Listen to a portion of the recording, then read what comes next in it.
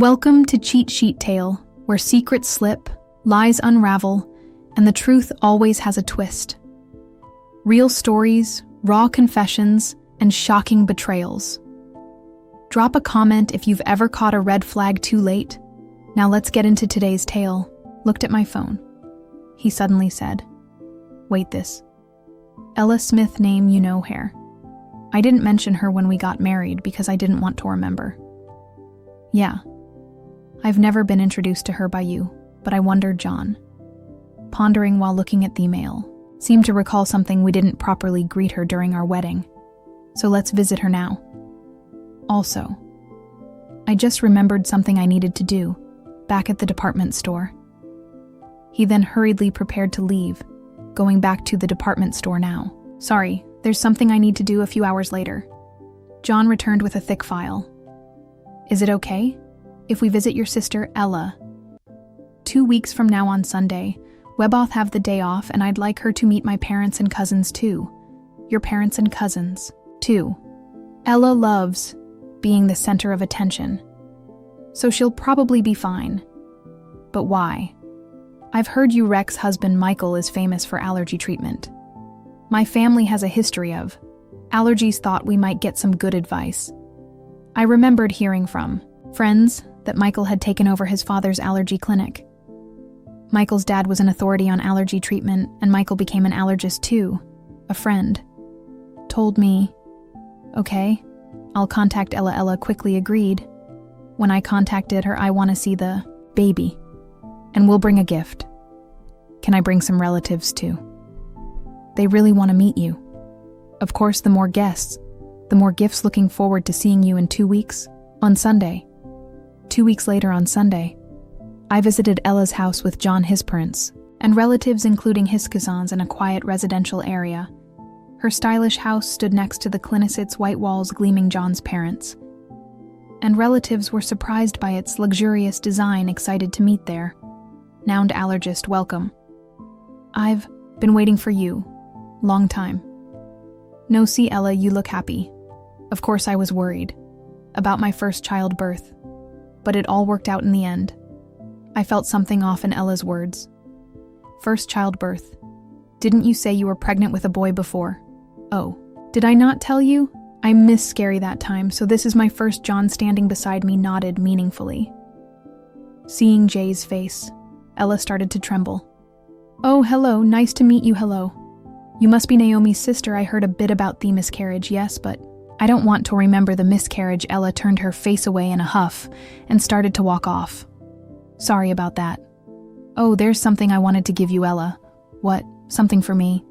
Jen handed her an envelope. It's pastel color, and the word congratulations written on it, thick enough to be noticeable even from the side. Here you go, I wanted to give this to Ella. Personally got it right. Just what I've been waiting for.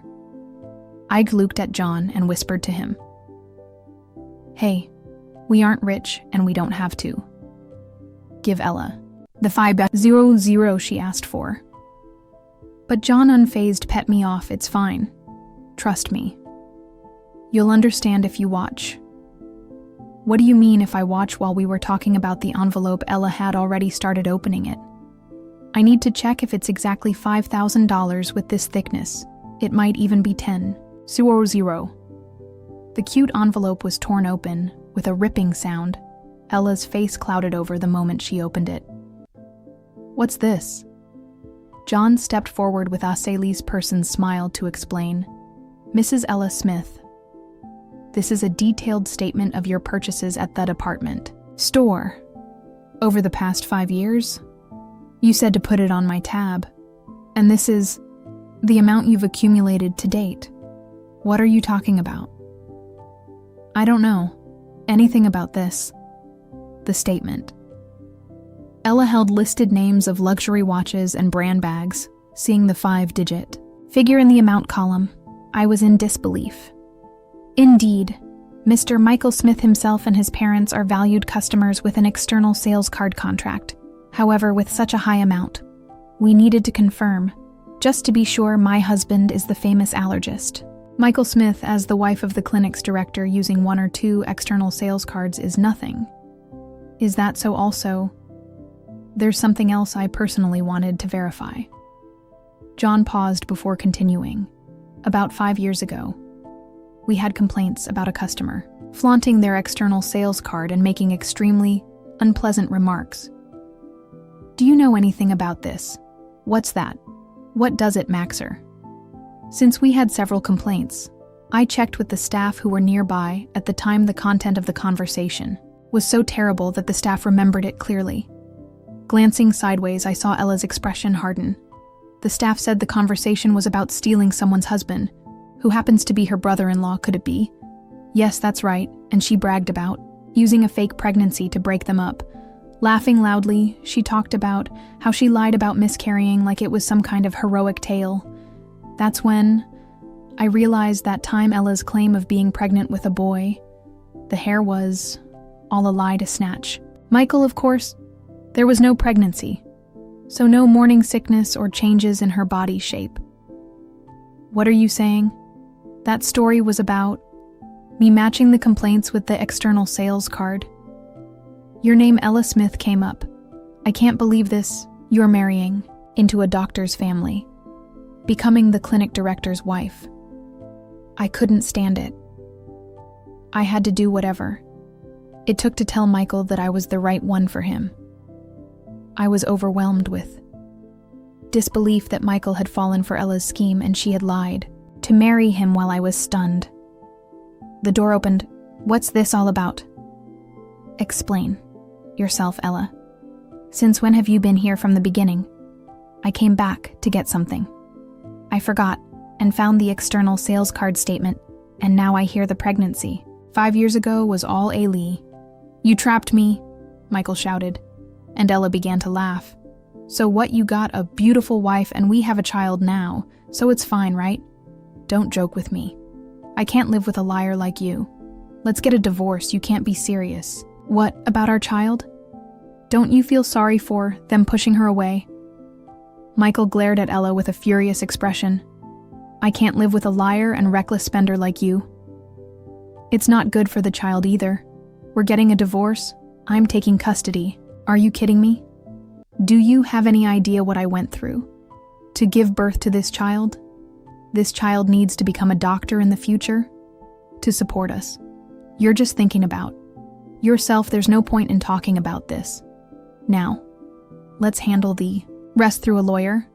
The relatives who came along hoping to get some effective medicine from the famous allergist were frozen in shock at this chaotic scene. I was so embarrassed to admit that she was my sister. Afterward, Michael got a good lawyer specializing in divorce and successfully got divorced and won custody. Meanwhile, Ella, who had been shopping to her heart's content on credit using the external sales card during her marriage, was now being chased for repayments. Hey, if your husband hadn't brought that statement, I'd still be the clinic director's wife. I'm being hounded for repayments. Now help your sister out in a pinch, would you? Why? Should I? You brought this on yourself, didn't you? And you should pay for your own shopping. Unexpectedly, I got a message from Michael via social media. Hey, can we start over? If Ella hadn't lied about having a boy 5 years ago, we would have been fine as a couple. I want to see our daughter too. I had forgotten how you left me suffering with morning sickness and mocked me, then cheated on me. After 5 years of no contact, the last thing I wanted was to see his face again. Michael seemed to be struggling to keep the clinic he inherited from his father running, but he can't stop gossip due to the infidelity rumors. Patients stopped coming. The Smith Clinic, which Michael inherited, had a 1-star rating and unbelievable bad reviews on a hospital review site. It seemed only a matter of time before he would have to close the clinic. He was so fixated on inheriting. Ironically, he was so obsessed with having a male hair. My husband, daughter, and I continue to live happily as a family. Naomi, are you ready? Shall we head out soon? Yes. I was just remembering how delicious the spaghetti you brought me from that restaurant was back when I was a single mother. Jen used to order from a restaurant for takeout as a way to approach me back then. My daughter was small, and since we weren't dating, whenever ate at the restaurant, just as colleagues you had just gotten divorced and were having a hard time, right? Thought even a little bit of delicious food could bring you happiness. It was your kindness that drew me to you. The dish that brought us together back then, it was just my daughter and me eating takeout. But now it's different. I'm happy that we can eat together as a family. Who would have thought that a day like this, going out with you and our daughter would come?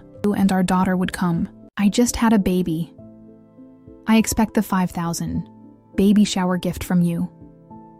This outrageous message came from Ella, the detestable being who stole Michael from.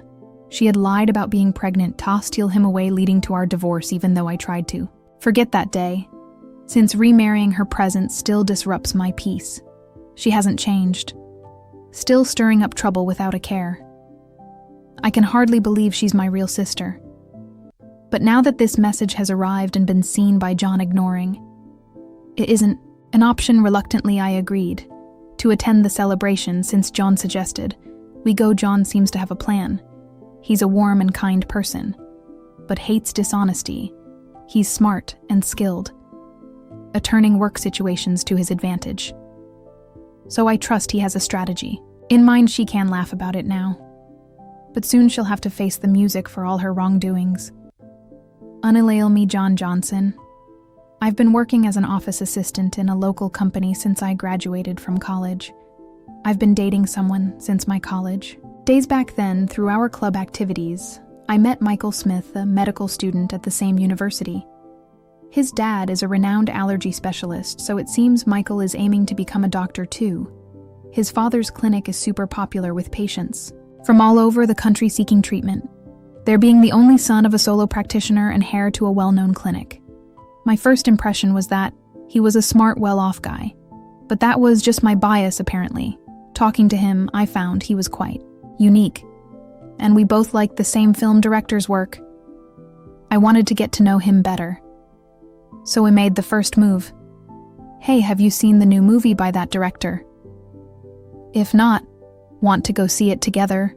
A woman who likes those films. That's a bit surprising. Absolutely. Really, I don't have many fans in my circle. I'm so glad I can watch it with you. My efforts paid off, and he began to see me as someone special. Our relationship continued, not just through college, but afterwards too, and Michael proposed to me when I was 25. I'm still learning to be a doctor, but in the future, I want to take over my dad's clinic and be a great doctor.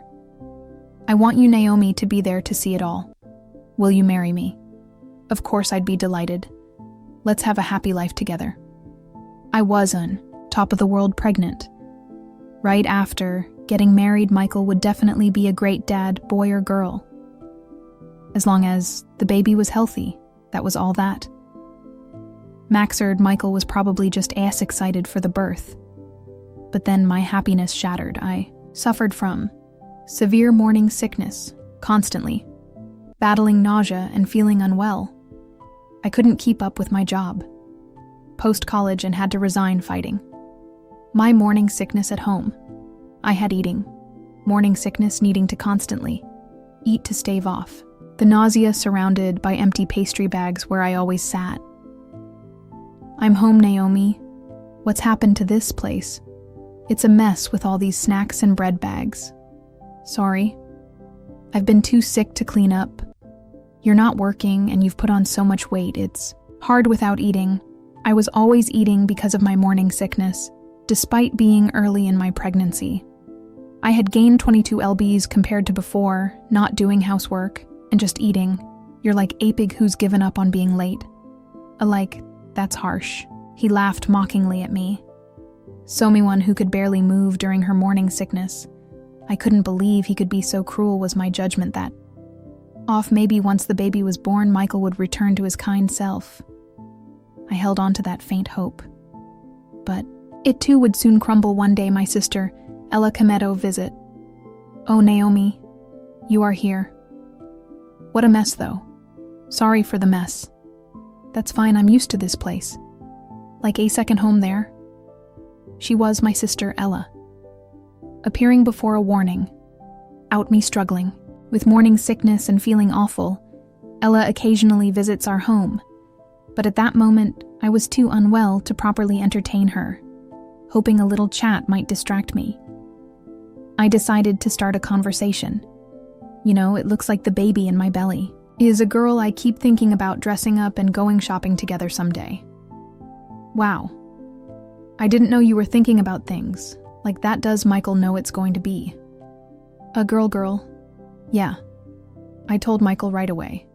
It's a girl. And you know, I dream of wearing matching outfits with my child Ella. You've always been so stylish. I'm counting on your advice when the time comes. Then Ella turned around, smiling meaningfully. That's right, Michael is still a rookie doctor, but he'll eventually take over the family clinic. Poor Michael having you as a clinic director's wife. Stop it. Ella, that's too harsh. You really have a sharp tongue. Ella is quite sarcastic and sometimes says things that hit hard. Asher, younger sister, I've gotten used to it over the years. Still, it can be quite tough when I'm feeling unwell. But Ella quickly returned to her usual smile and waved her hand. Sorry, I just slipped into my usual mode. So Naomi, anything bothering you lately? Bothering me? Well, Michael's been coming home late lately. He's a doctor, so it's unavoidable. But he seems to be at the hospital all the time, even on weekends. We hardly have time to talk these days. I see. Well, it's no surprise, considering someone like you claims to be a doctor's wife. I felt Ackle at Ella's icy smile. What I came to talk to you today. As she said this, Ella looked toward the living room door. Then entering from the living room door was Michael. Michael, did you get off work early from the hospital today? I need to talk to you. Let's get a divorce. What kind of joke is this? What do you mean? As soon as I got back, I couldn't understand what Michael was saying at all. I knew he wasn't the type to make such a terrible joke at a time like this, especially since we had been together since college and I was carrying his child. See, your beloved husband is saying this. You should listen to his request and let go quickly. What? Ella? Michael looked at me awkwardly. I can't see you as a woman anymore after you kept eating and gaining weight. But this is morning sickness. I feel sick if I don't eat. Ella looked triumphantly at me. That's the way it is. And the baby in your belly. Being a girl, she won't be the heir to the Smith Clinic. But in my belly, I carry Michael's child. A suitable heir. Ella, I felt a sinking feeling as I watched Ella lovingly stroke her belly. I'm 3 months pregnant, and it's a boy according to the tests. You can't be serious. Michael, what are you doing while I'm going through all this pain? That's why all your excuses, quitting your job and just eating all the time, are unacceptable. I'm tired of watching you lying around, constantly eating snacks. I take care of myself so I don't have morning sickness. Even when pregnant, I won't lose my self-control and eat like a pig. Unlike you, I was at a loss for words, seeing Ella's smug face, and Michael looking down at the floor. Hill-ridden Ella being pregnant with a boy. I didn't know. But as an heir, I want Asen. I prefer a beautiful wife like Ella, over a woman who keeps gaining weight without restraint. That's just wanting. In hair and a beautiful wife is your own selfish desire, isn't it? I'll pay alimony, so let's part without any fuss. Seeing Michael apologizing, I knew that things could never go back to how they were after that. Michael and I divorced, and I gave birth to our daughter as a single mother. His promise of alimony turned out to be just words. With no actual payment post-delivery, I had to work to survive since I had noon to rely on, not knowing what else to do. I took a job at a nearby department store that's hiring. Life is unpredictable. My hard work and character caught the attention of someone. It was John Johnson, a well-regarded manager in the external sales department. Tough day, you're always working hard. Thanks. I'm about to finish up soon. Are you done for the day, John? Yeah. Oh, there's this great Italian place nearby. I want you to try. Naomi, and this, it's a little gift for your daughter. Through light conversations. Every time we met, we were drawn to each other and began dating. which led to our remarriage. Naomi, I might be a guy 20 years older than you, but I sincerely want to make you and your daughter happy. Will you marry me? Are you sure about me? I'd be delighted. Life after remarriage. Wastrelly blissful, a gentle husband, my daughter, and I lived a peaceful life. However, I failed to notice the ominous footsteps creeping closer to our tranquil days. One day John had work, but I was off just as I thought of having a leisurely tea. An email arrived. It was from Ella, and the content was, "Shocking, a baby is born, I'm expecting. A $5,000 baby shower gift." As sigh escaped me in front of that curt email. 5 years ago, Ella had an affair with Michael and snatched him away now. This and $5,000 for a baby shower gift seemed too much. I can't forget that day, nor can I, even if I tried. The expressions on Ella and Michael's faces back then, the way they sought happiness together, ignoring my suffering from morning sickness, was unforgivable. I was at a loss on how to respond to Jess's email.